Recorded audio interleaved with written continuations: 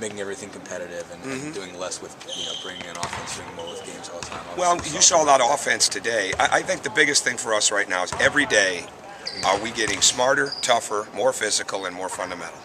And at the same time, are we creating a sense of urgency in what it means to win? And I would do that with a team that was coming off a big-time winning season. But when you haven't won, you've got to continue to understand the value of winning. You've got to understand the value of game point. You've got to understand how to come back. You've got to understand how to put somebody away. And it's just we don't have enough fire-breathing, I'm going to get this done mentalities out there just yet.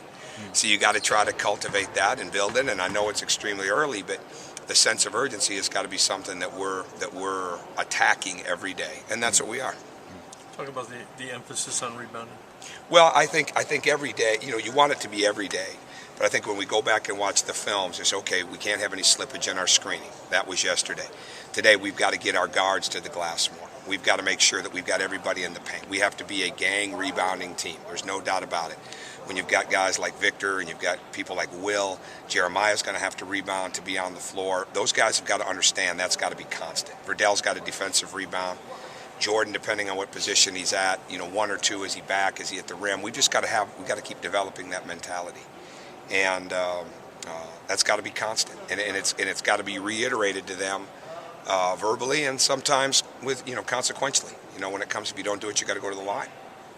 The freshmen kind of getting a shock to their system.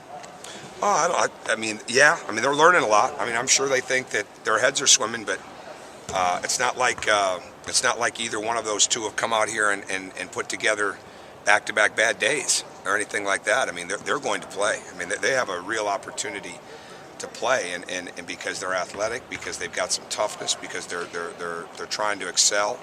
And again, a lot of the things that we're doing offensively are things that we haven't run in the past, so it's a little bit new for everybody. But we're trying to understand that they're freshmen, but we're certainly not trying to treat them like they are. I mean, we've just got to keep getting better rebounding the ball. I mean, it's obviously one of the biggest things in our recruiting for now and for the future. You've got to continue to get people that can rebound the basketball, that can make plays, all those kind of things. And right now we need it from our guards constantly, and those two freshmen have to have that mindset as well.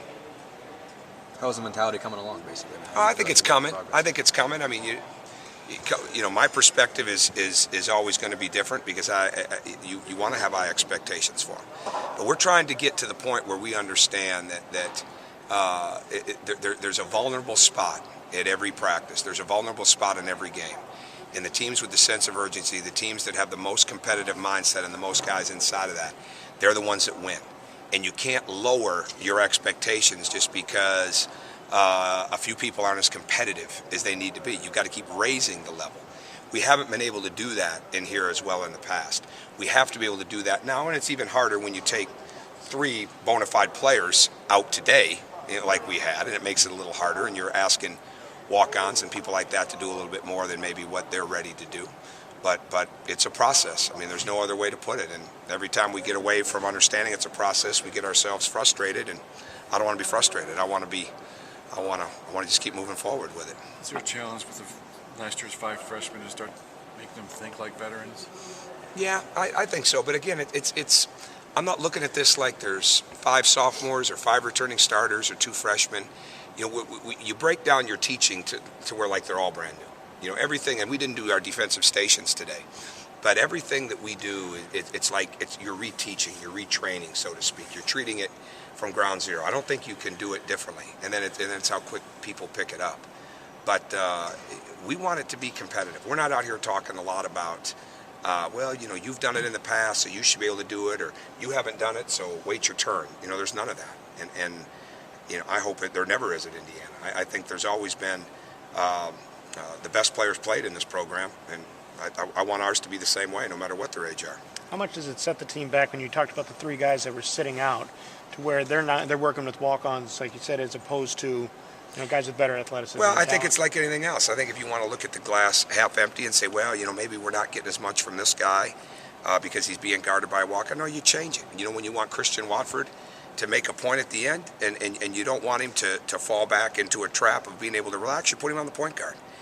You change matchups. You're constantly looking for ways to bring out the competition, and that's where having a great coaching staff and me being able to look at those things from that light, and just at times just really be able to stand back and watch it all unfold in here is really a great feeling. You know, when you got the experience of this coaching staff that you have, because there's 67 years of experience between those three assistants alone, and to me that helps. And you can look for those little psychological moves you can make to create a matchup or get a little bit more out of something or somebody for the next 5 minutes or something like that. How was the process getting Christian to be a 3 again? Oh, it's moving forward. Absolutely, absolutely. I mean, this is our seventh? Yes. Seventh practice. So I mean, it's a process, but it's a mindset change. But the one thing he can't get away from is that he can score at the rim, and that he can rebound, and he's got to be able to guard smaller people constantly, because we want to get to the point where whether we're man or zone, that you're going to guard all kinds of different people. You might be switching man to man. You might be in a different spot in the zone. Transition defense, there's no guarantee who you're going to guard. So he's constantly got to be challenged in those areas to bring out that athleticism, to bring out that mindset. And so it's a good process. I have no disappointment in that whatsoever. 7 practices with Guy. What's your first impression there? That's you got to see him a little bit. Head swimming a little bit. Head swimming. I mean, he's getting tired. The aches and pains of it are kicking in a little bit. You know, we're starting to go up and down a lot more. Today was the first day, as you probably figured out, with officials. So it's just a process for him as well, in the sense of we've got to get him to be more intense for longer periods of time. But it's not like he's trying to take himself out. He's got a real strong stick-to-itiveness, a real strong want to, and he's just got to get the conditioning aspect of that, the confidence to go with it. When he gets tired, he stands straight up. When he gets tired, he dribbles the ball up above his knee. When he gets tired, he sometimes might travel. But you put that kid a couple weeks down the road, a couple months down the road, those things are going to be gone, and he's going to be playing pretty well. Sorry, obviously we're really early into the season, but how has Verdell kind of stepped up in that leadership role this year? Well, I think he's taken to heart when it's time to win. He's trying to get his team to win, and the key is going to be when he's really tired one day. And the other key is going to be when I put Victor on him, or Maurice Creek is guarding him full tilt, or we put Christian Watford on him, somebody that's going to really get up and get after him. I'm as concerned, you know, when you have numbers issues like today, you're concerned about your matchups. When you don't have numbers issues, you know there's going to be good matchups. You know there's going to be real competition. And you still have to create some of that. We need people that want to go after Verdell, because that's what this league does. It's the same thing with Christian. So we're trying to get all these different segments that brings the most out. And I tell you what, I mean, again today, start to finish, he's one of the most competitive guys on the court.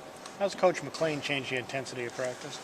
Well, I think, I'd like to say, if I'd have been listening to Terry, you guys would have seen more of that last year. But it's night and day.